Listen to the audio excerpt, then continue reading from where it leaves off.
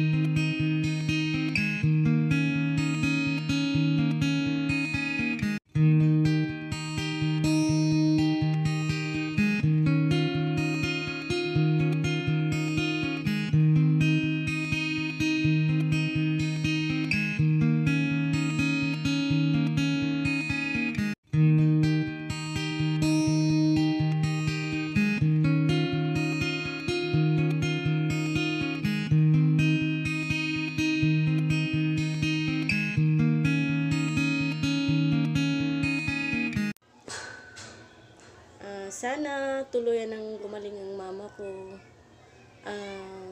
Sa iniinom niyang herbal, meron naman po siyang improvement. Kumbaga, yung ilong niya po ay yung dating itim, nagiging puti po siya dahil sa yung iniinom niyang herbal tsaka pinapatak niya. So, thank you po sa lahat ng mga tumutulong. Si Sir Jenny Fishing, si Tay Apong Vlogs, si Ma'am Isa Bundukera, at si sino po ba? Si Tim Sorban, So, yan po. Sila po, si Tim Sorban po, si Sir Tim Sorban po ay pinipray po lagi si Mama. Thank you po sa inyong lahat, sa mga nagpipray, na sana humaba pa po yung buhay ng mama ko.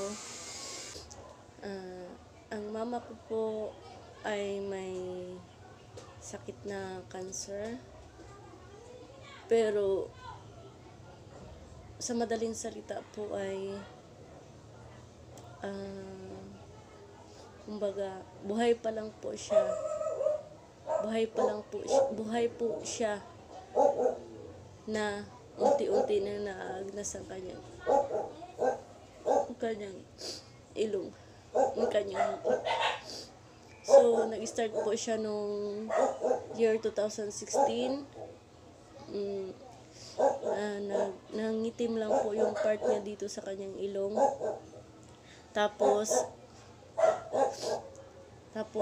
yun, pinabiopsy.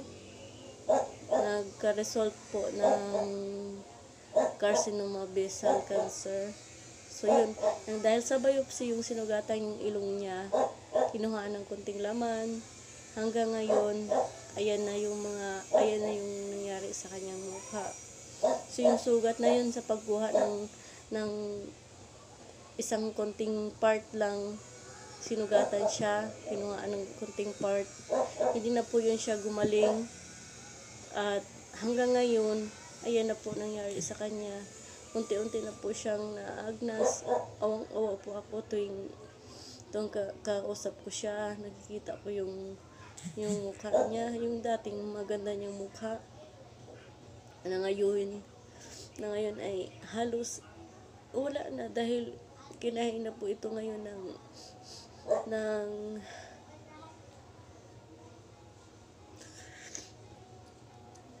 kinain na po ng cancer cell. Yun nga ang iniisip ko, bakit sa kanya po nangyari yun. Yun ang iniisip ko, bakit sa kanya po nangyari yun. At maraming salamat po sa lahat ng mga nagdasal na sana gumaling pa siya, na sana gumaling na. Thank you kay Papa Jesus. At nalagpasan niya yung mga taning na binigay sa kanya ng doktor. Yung taning na binigay sa kanya ng doktor talaga yung nagpaano sa amin dati. Kaya yun nga ang masasabi ko lang talaga, na si Jesus lang ang pwedeng kumuha ng ating buhay.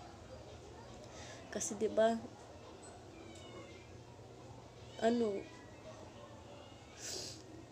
speechless ako sa mga nangyari.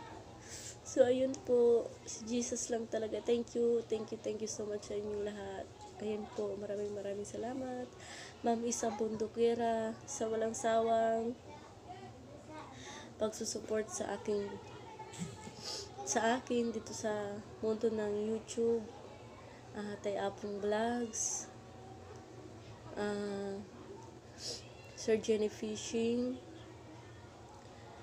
Sir Tim Sorban, sa walang sawang pag-pray sa aking mama na sana gumaling na siya.